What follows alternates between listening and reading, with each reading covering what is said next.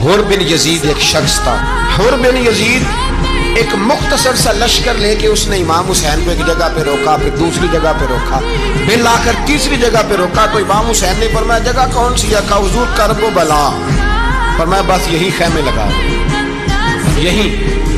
حضرت سیدہ زینب نے پوچھا امام حسین سے کہ سارے زمانے نے روکا ہے، ٹھیک ہے آپ حق پہ ہیں، یہ بھی سب نے کہا ہے آپ حق پہ ہیں، پر روکا بھی سب نے، آپ روکے کیوں نہیں؟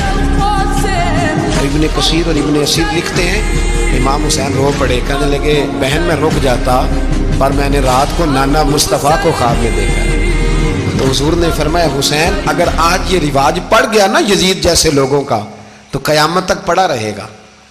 پھر لوگ کہیں گے کوئی نکلا نہیں تھا تو ہمیں بھی نکلنا. پھر لوگ ظالموں کے سامنے گردنیں جھکانے کے عادی ہو جائیں. میں کہتا رہتا ہوں، کہہ رہا ہوں، کربلا کی جنگ کفر اسلام کی جنگ نہیں، کفر اسلام کی جنگ نہیں کربلا کی. کیونکہ یزید تو بڑا پکا نمازی تھا، خطبہ دیتا تھا. وہ تو جب امام حسین رضی اللہ تعالیٰ عنہ نے کربلا کے میدان میں جمعے کا دن تھا تو یزید کے سامنے کو بات کرنی شروع کی، عمر بن سعد کے سامنے. تو عمر بن سعد کہنے لگا حسین زیادہ باتیں نہ کر، ہمارا جمعہ لیٹ ہو رہا ہے، جنگ کے لیے تیار ہو، فٹافٹ آ. اہل بیت نبوت کو قتل کریں گے اور قتل کے بعد پھر نماز پڑھیں گے اور پھر کہیں گے اللہم صلی علی محمد وعلی آل محمد، اسی نماز میں پھر درود بھی پڑھیں گے. یہ کیسا مرتبہ ہے، کیسا انداز ہے، دوستی قاتل سے بھی مقتول سے یارانہ بھی. امام حسین نے حر بن یزید امام حسین سے کہنے لگا مجھے حکم ہے آپ کو روکنے کا، آپ آگے نہیں جا سکتے. امام صاحب نے فرمایا وجہ؟ زمین اللہ کی ہے. اس نے کہا آپ بیعت نہیں کر رہے، یزید کی حالات آپ کے حق میں درست نہیں ہیں، آپ نہیں جائیں گے. امام روک گئے. ظہر کی نماز کا وقت ہوا تو حضرت علی اکبر امام حسین کے بڑے صاحبزادے انہوں نے اذان ظہر پڑھی تو حر بن یزید کے لشکر نے امام حسین کے پیچھے نماز ادا کی. کہا بھئی تم مقابلے میں آئے ہو، نماز پیچھے پڑھتے ہو؟ کہا حضور مقابلہ تو تلواروں سے کر رہے ہیں پر ہمارا دل تو مانتا ہے نا کہ مصطفیٰ کا نواسہ بڑی شان والا ہے. حر بن یزید نے 3 نمازیں لشکر سمیت امام حسین کے پیچھے پڑھی ہیں، 3 نمازیں، ظہر اثر اور مغرب. پھر امام حسین کے سامنے شرائط پیش کی کہ آپ کو یہاں گھیر لیا گیا ہے، یہاں آپ بیعت کریں گے، یہاں جنگ کریں گے، 2 ہی باتیں. امام حسین نے فرمایا نہیں بھائی بیعت تو میں نہیں کرتا، اس کے علاوہ تم جو کہتے ہو میں کرنے کو تیار ہوں. اس نے خط لکھا، عبید اللہ ابن زیاد کو ایک بندہ دوڑایا پیچھے، کوفے چند میل پہ کوفہ تھا. کہا وہ نہیں مان رہے، کیا کرنا ہے؟ تو حسین ابن علی ہے، میں زیادہ دیر انہیں روک بھی نہیں سکتا. انہوں نے پیغام دیا حر بن یزید کو کہ کرنا کچھ بھی نہیں، ان کا پانی بند کر دو، بلیک میل کرو، کھانا پانی نہیں ملے گا، چھوٹے چھوٹے بچے ہیں خود ہی مان جائیں گے. حضرت امام علی مقام کے بارے میں حر کے پاس جب یہ پیغام آیا تو حر کہنے لگا میری طبیعت نہیں مانتی حسین پر پانی بند کروں، دل نہیں مانتا. جب یہ لفظ کہے نا دوبارہ تو پھر عبید اللہ ابن زیاد نے عمر بن سعد کو 10,000 آدمی دے کے بھیجا. کہا حر بن یزید لچک دکھا رہا ہے حسین کے حق میں. 3 دن تک پانی بند رہا. 9 محرم کو عمر بن سعد نے اور لوگ بلائے. شمر ایک بڑا سخت آدمی تھا، سنگ دل بدبخت، جس نے حضرت علی اصغر کے گلے پر تیر مارا تھا، وہ اور لشکر لے کے آیا. رات کو کہنے لگا امام حسین رضی اللہ تعالیٰ عنہ سے کہ بس بڑا ہو گیا، یہ 9-10 محرم کی درمیانی رات، یہاں آپ جنگ کریں گے یا آپ بیعت کریں گے، 2 ہی باتیں.